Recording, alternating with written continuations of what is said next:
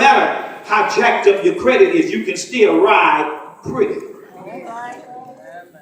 Credit card companies send you letters that you are pre-approved for a car. Do I have any witnesses? They just send you a car. They send even college students they in school, they don't have no job, let's get a car, credit card. In fact, the credit card companies have been so good at advertising, and their messages have been delivered so effectively that many Christians believe it is impossible to live without credit cards or consumer loans. They got us so messed up that we don't even think that it's possible to live without credit cards. There was a time when we could not get a lot of credit. Credit was for the privilege. It was the privilege of the well-to-do. And I remember the time that black people had to put stuff on layaway. Now I know I'm old. I know young people. I know young saying, well, what's layaway? I know this is what y'all saying. It's where you put a little, you buy something, they put it in the bag. You put something down, and every week or every month you will go pay something on it until it's paid for. Then you can get it and bring it out the store. That was the layaway plan. Can I get a witness again? We had to buy stuff. We had to buy stuff on the layaway plan. And in many instances, they had what they called the road man, who brought around stuff, and you bought the stuff, you paid a little bit by the week, but they jacked the price up. We couldn't get credit. But then somebody wrote a book entitled The $30 Million Negro.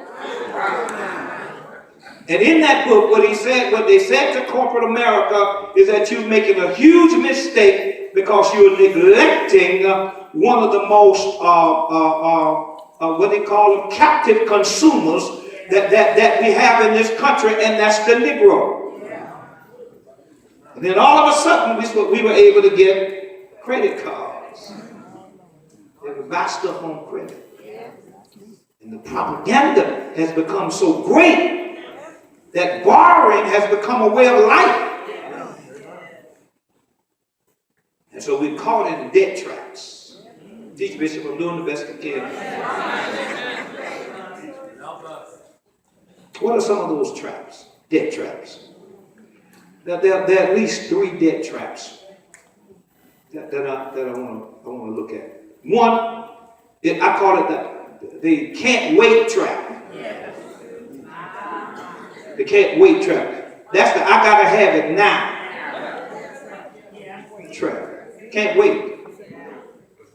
Jewish people, the Jewish phenomenon, they talk about deferred gratification. Don't, work, save some monies. Don't try to get all the toys now. Save some money. I talked about that this morning. You need to get that DVD or CD. Save some money so that you'll have monies to buy your toys in the future, and you can enjoy them for a longer period of time. But we have this I got to have it now mentality. I see this car, I got to have it now. I see this thing in the mall, I got to have it now. It's called the can't wait trap. And whenever there's someone who's impatient and can't wait, and I got to have it now, what you're going to do is end up buying things with money you don't have. That's right.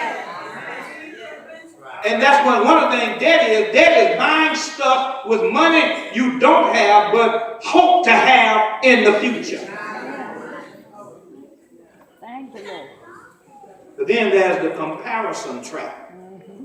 That comparison trap is I want what I see my neighbors with. Or I want what my coworker has. It's the comparison. I compare myself with them. Well, we make about the same amount of money. So if she can get it, I can get it. Well, you don't know what she might be doing on the side. She may have a side hustle. And you around here trying to keep up with what he or she doing. And then the third one is the commendation trap. The commendation trap. That trap is I deserve it. I deserve it. I deserve it. I was telling somebody, I said, you know, I think, I was just playing with it. I said, you know, I think I'm going to get me a Bentley. They said, you deserve it. One time, are you going to help me pay for that? It's coming today. You deserve it. You deserve this car. You deserve this. You deserve that. We tell ourselves that we deserve it. We don't ask a lot of questions now. Here's the deal. Most people, when they go to buy cars, when they go to buy, they don't ask the right question. Most people don't ask, what's the interest rate? We ask, how much the payment is.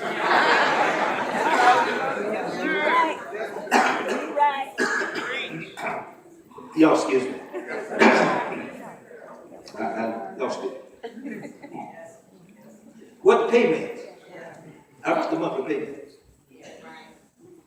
Not how much the interest rate, how much the payment is.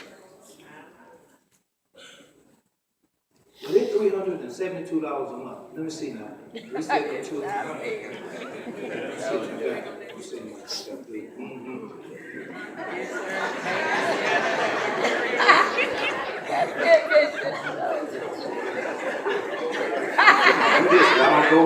I don't buy groceries. I don't go to the market.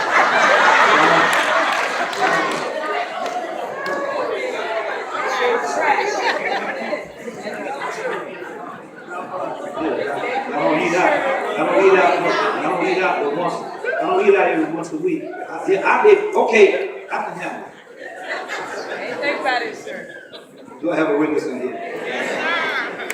But the Bible does have something to say about that. It doesn't say debt is a sin. Borrowing is not a sin. I want you to understand that. The Bible does not tell us not to borrow. It doesn't tell us not to borrow. It doesn't say borrowing is a sin. But it warns us against being trapped in debt. Proverbs 22:7 says, as the rich rules the poor, so the borrower is the servant, the slave to the lender. When we are in debt, we are in a position of servitude to the lender. The lender decides, for the most part, what we can or cannot do. And the deeper we are in debt, the more of a servant we become. The more upside down we are in our the more upside down we are in our automobile loan. The more of a servant you are to the lender. Because you do know a whole lot of you are driving around upside down. All right. Right upside down in these cars. We're financing these cars for 60 some months because the payments are low. And the moment we drive out of the lot, if it's new, it's depreciated almost 30%. And when you add the interest to what you'll pay, you add the interest time the rate time to time. So you bought a $30,000 car, you're paying $300 a month on a $30,000 car, time the interest, time the time. And it's depreciated when you drive it off the lot. 2 years from now, you're trying to get rid of it. You owe more on the car than the car value. So you're riding around in a car, you're mad with the car, you don't like the car, but you can't get out the car because you're upside down in the car.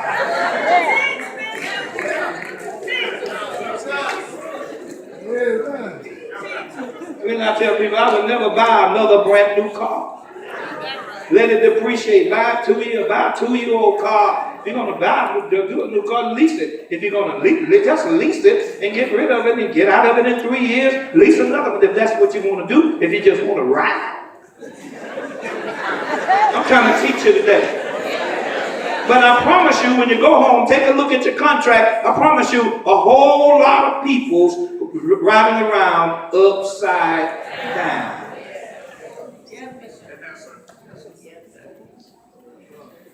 The more maxed out credit cards you have, the more of a servant you become. You've heard me say this before, and I'm going to hurry on. You heard me say this before. This is, for some people, if something happens to a relative, close relative, and they have to leave today, they couldn't do it. They said, you got to get home immediately. They couldn't do it. Credit cards are last. Now you got to get on the phone and call somebody on the other line. They don't know where they are. My mama died or my cousin died, whatever it is. And I need to go home.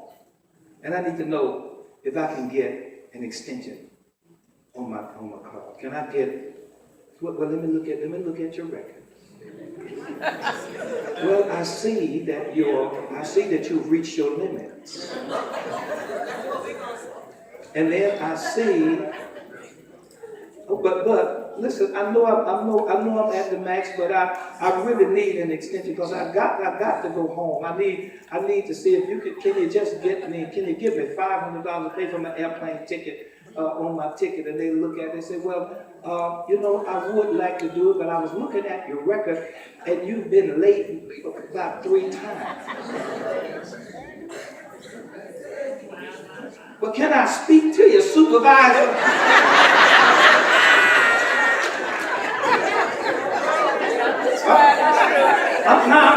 I know y'all, that ain't preaching, but I'm trying to help somebody. But I'm trying to teach us how to live here on earth. Now here we go. We got to call. Now we're on the phone with 2 or 3 people trying to get a $500 extension on our credit because all of our credit cards are maxed out, and we've done this more than once. And we can't. If we have to fly out of here today, a whole lot of people can't do it because you're maxed out.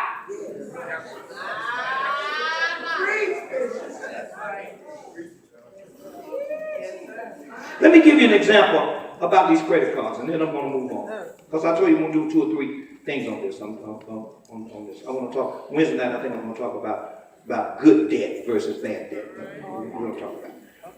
But let me give you an example. If you have a credit card that has a balance of $5,000, it's nearly impossible to pay it off simply by paying the minimum payment.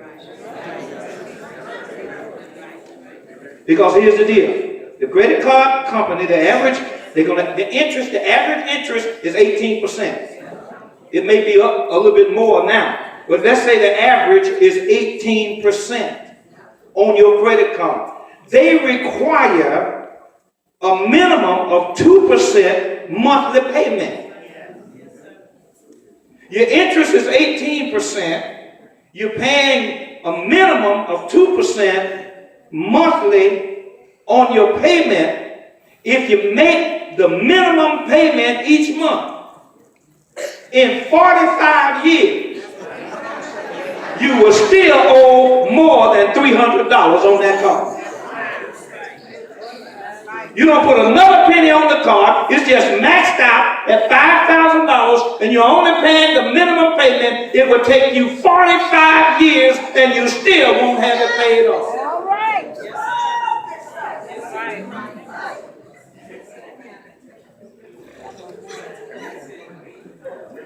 Do I have it? Can y'all give me about 10 more minutes?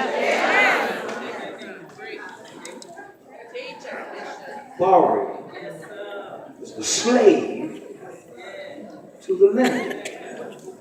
Another problem with debt is that it leads us to spiritual bondage in that it discouraged Christians from obeying God.